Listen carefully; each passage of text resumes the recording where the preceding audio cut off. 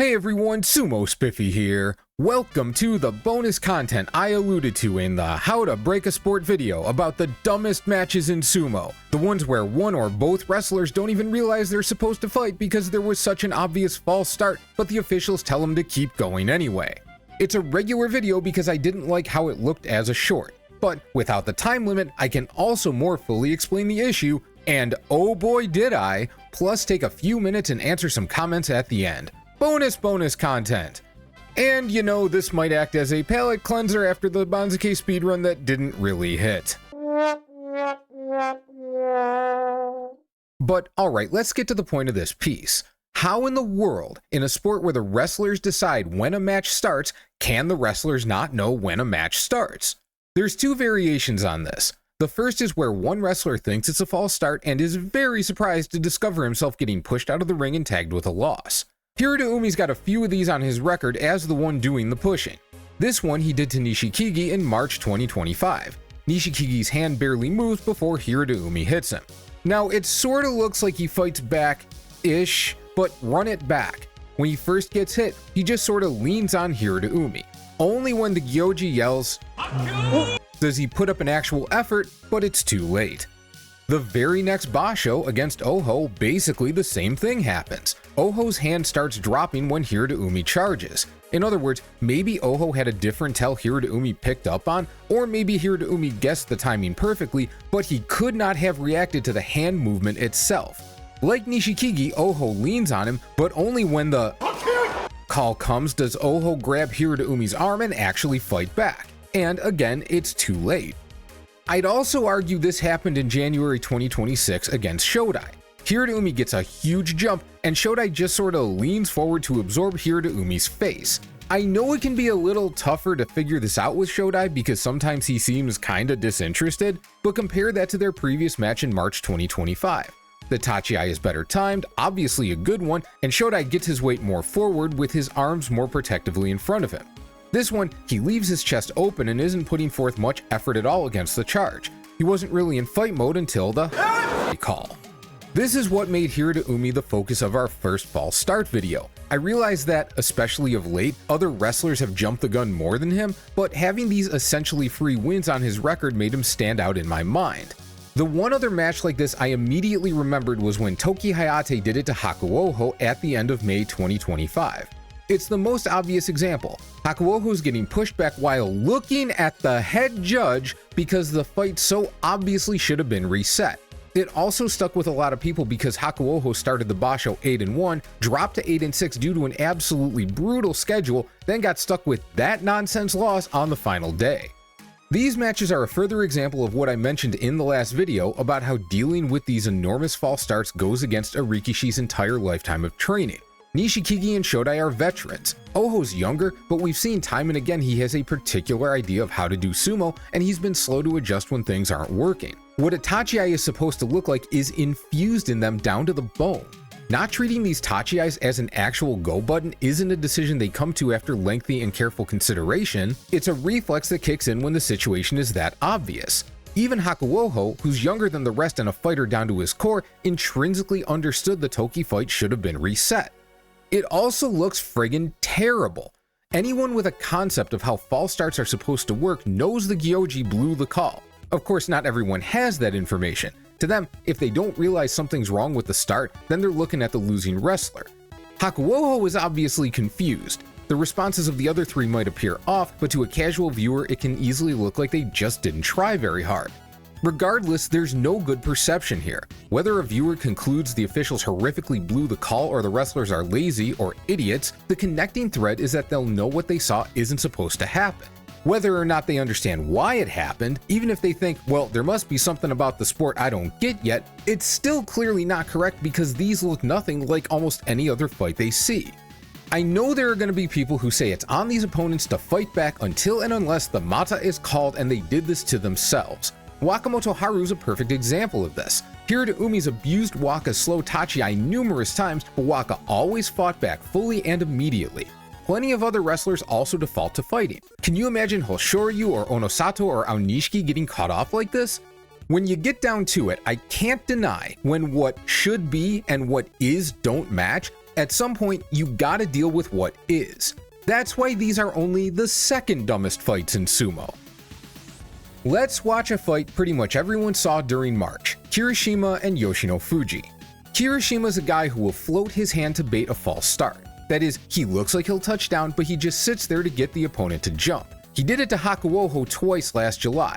He sensed Hakuoho wanted to blast him, so he forced the kid into a position where he had to be patient because one more false start would get him reprimanded. Here, at the moment Yoshi takes off, it looks like that's what he's doing. Yoshi's off the line before Kiri's hand starts moving downward at all. But Kiri's hand does move down just after, which suggests he was planning to get the match started, and Yoshi's jump happened in the same time frame where Kiri couldn't shift out of that mindset. Like, logic says just hold up and take the mata, but that's extremely difficult if he's not already planning to pause and create an indisputable false start. Anyway, Yoshi jumps about 3 miles ahead of Kiri, and the way they move, it's apparent they both realize it. Yoshi puts very little weight behind the initial contact, and Kiri puts his arm somewhat lazily against Yoshi's chest. But that's before the Hakioi call. Once that happens, Kiri is quicker to react, gets the left belt grip, and throws Yoshi down. If we watch it again, no intensity, Hakioi, throwdown. This is atrocious. At least with the previous set of matches, you can argue only one person was out of the loop, the losing wrestler. But here, both wrestlers know it's a non-fight. The one out of the loop is the Gyoji, yet they're called on to fight anyway, which turns it into something other than the sumo we see 99% of the time. So this is the dumbest fight in sumo, right? Well, it's the dumbest type of fight. You think I didn't have another one ready? This is from last May, Tamashoho versus Tochi Taikai. Tamashoho actually kicks things off with a false start of his own. On the second try, Tamashoho is again way ahead of things. Again, they're fully aware of it. But Tochi Taikai twitched his hand down, so it's called, much to the surprise of both wrestlers. What transpires is even less of a fight than Kiri and Yoshi. Tochi Taikai barely does anything, but ends up winning because Tamashoho is so off kilter he accidentally steps out. These are the dumbest fights in sumo. Neither wrestler is in fight mode. Both know there was a screw up. The officials, multiple, remember the head judge can overrule the Gyoji, which means they both think calling this a fight is correct, are forcing action where it does not align in any way with how sumo is designed to work. Okay, so far I've shown 6 fights that happened across 7 tournaments, just over a year of competition. That's not much, so it's fair to ask whether they actually matter. I debated this question with myself for a bit. I got these matches from studying Hiro to Umi and going in depth on last May and this past March. Did I need to plow through the other 5 bashos in that time frame and pick out all available instances of Gyoji wrestler disconnect to have as much evidence as possible? On the one hand, even if I found more than I expected, I'm sure it wouldn't be a large total. I'd be surprised if there were enough to even average 2 per basho. And that doesn't change one of the core arguments. If this happens once per basho, regular viewers are still going to see the next one before they forget the last one. Over time, they're going to notice it keeps happening, and this level of WTF, mate, is not what any organization should want anyone thinking about how they do what they do. On the other hand, I always like having more evidence, and I know I've seen other instances of the second group of fights, I just couldn't remember where. July and September were the only tournaments where I didn't have any examples of these non-fights, so I started running through the July basho to see what I could see. And I found this. This is from day 2, Kotashoho versus Shishi. They don't set up like most matches with one clearly ready and waiting for the other. Each puts a hand down at the same time, though Shishi gets his down quicker. Shishi's second hand and Kotashoho's first touch at about the same time. Kotashoho also hasn't really stopped moving. So Shishi, thinking Kotashoho might touch down quickly, takes off to try and get ahead of him a bit. It's fair enough logic. Kotashoho's right hand does keep moving down, but he clearly isn't committing to the fight. Now I'm showing this in slow-mo so we can all see it, but at speed we can see he barely waves it at the ground before he gets up to protect himself. Shishi comes in, but he's not attacking, Kotashoho's not defending, it's not a fight. Then, of course, the Gyoji calls, "Fuck you!" And they don't give a shit. There's no reflex to fight. It's not on, they know it's not on, and they reset despite the Gyoji calling for them to get to it. This isn't the dumbest fight in sumo because it wasn't a fight. It's also not the most problematic situation because it didn't ruin anything. They followed up with a proper match. But it's absolutely the dumbest situation, or at least makes the officials look the most incompetent. Not only did the Gyoji blow the call, the wrestlers ignored him and took it upon themselves to do things correctly. To be clear, I don't blame the wrestlers in the other matches for trying to fight. Just like the victims in the first group showed a reflexive awareness that a false start happened, these guys heard Hakioi and instantly went into fight mode. It's ingrained behavior. That's why, once I saw this Shishi Kota Shoho situation, I was like, I think I can stop with July. I don't think I'm going to find any situation that makes the disconnect I'm talking about more obvious. And the reason I bring all this up is because these matches aren't happening in a vacuum. They're an extension of the false start issue. They only exist, they're only capable of existing because those other false starts don't get called. The fights from the last video with the most blatant head starts, Asasuryu Kinbozan, Yoshi Wakamoto Haru, Toki Hayate Ura, aren't the worst version of the issue. These are. And when they happen in an environment where false starts simply don't get called as long as the opposing wrestler makes even the barest whiff of a move towards consenting to the fight, it says the JSA views even these absurd matches as routinely within the bounds of the rules. More Shishi Kota Shoho situations would be great, but it shouldn't be on the wrestlers to fix this. Okay, responding to the community on the main false start video, I'm going to show one comment for each thing, but for the most part these were brought up by several people in some way or another. I'm a bit surprised you didn't address the most obvious counter argument you would receive if this were to be directed at the JSA. I don't think any of them consider sumo to be a sport. Now, other comments touch on parts of what I'll say in this response, but I think this is the most important comment to answer, so I'm starting here. The premise behind these comments were generally that sumo's not a sport or isn't viewed as a sport in Japan because it's so culturally significant. Obviously, it's true that sumo is much more than a sport there, but it is still a sport. Rules and guidelines exist to create a balanced playing field between competitors. Some people's corollary to this was that because it's not a sport, or more than a sport, they're less concerned with a precise reading of the rules and more the ritual of the action. This is probably true and may be a significant part of why this false start issue has become so pronounced. But my argument is not that sumo needs to lock this down because it's a sport and sports need to follow the rules as closely as possible. My argument is that even viewing sumo as a ritual and a cultural foundation, it's the sport that matters, not merely the action. I'm not saying that like I'm an expert on Japanese culture. I'm saying that because sumo has existed for centuries, and for that entire span of time, the assumption of fair combat and the elevation of winners and champions have been central to how it works. Match fixing was a gargantuan scandal because of how important these aspects of sumo are. Now, connections are often made between sumo and professional wrestling. I don't really know why, though I presume it's because pro wrestling is popular in Japan, and some rikishi go over to that sport after their sumo careers are done. But they are distinct entities, and if fairness in combat didn't matter to sumo, I think it would have started looking like pro wrestling long ago. The enforcement of this rule has always been inconsistent. If one looks at vintage matches from the early 60s and 80s, many times the wrestlers aren't even fully crouched, hands between shins and mid-thigh when they were considered to be consenting to start, and that wasn't considered a false start.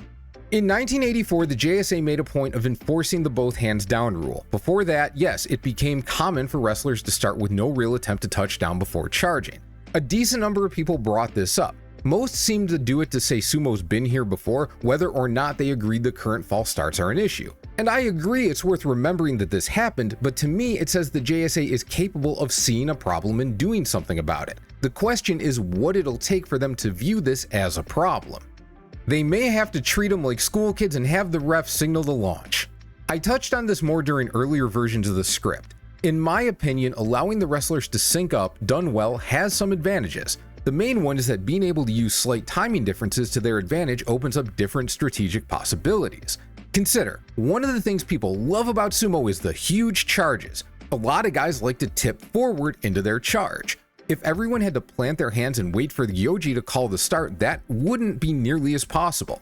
And just one change spinning off that is, Henkas would become much more difficult. That's a single A to B to C cause-effect chain. There would be more, mainly limiting the wrestlers' options, and I think that would make the sport less interesting for the wrestlers and the fans.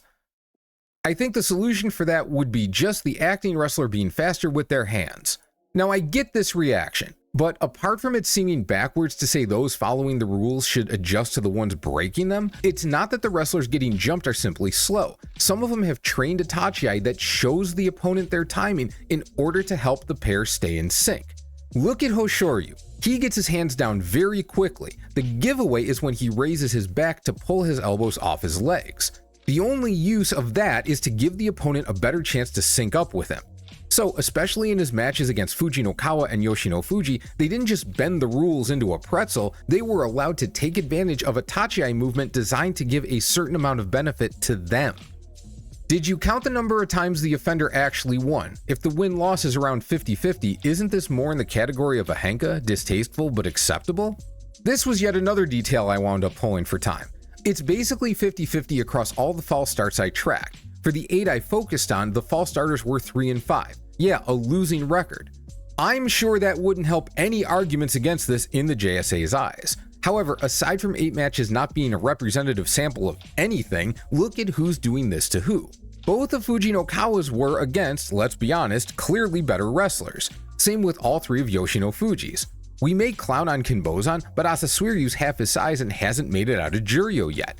Tobizaru, at this point in his career, is not as good as a healthy Oshoumi. The only one of these that happened in a realistically balanced matchup was Toki Hayate against Ura. I grant that Oshoumi didn't look healthy in March, but no one's taking that into account if they think they need all the advantages they can get. Likewise, if you think Fuji or Yoshi are Wakamoto Haru's equal, they're not going to care that Waka was working on one leg. If nothing else, I think it's inarguable nobody took a huge head start against a notably lesser opponent. This is a big reason why I used the example of Fujinokawa raising his odds against Hoshoryu from 15% to 30%. Using an example where the numbers would stay low let me point out that, even doing this, he's still an underdog, but still being an underdog isn't a great reason to allow it. What the false start call reminds me of is traveling in basketball. I'm just including this because I really liked the idea of false starts as Sumo's Euro step. Final comments with respect to the Banzuke breakdown. Not many people were feeling the speedrun, and that's fair. I don't want to spend that little time on it, but getting back to a normal pace was always the plan. I was more interested in reactions to the visuals. The general consensus was to go back to the old way. Some people had trouble reading the names, which I get. However, the names in previous Banzuke breakdowns have been kinda blurry, and one thing I liked about this is that they're in a much sharper resolution. So, this is a screenshot from the speedrun. This is a screenshot with the Banzuke names stretched to fill the right side of the screen. They should be much more readable this way, but if they're still too small, tell me in the comments.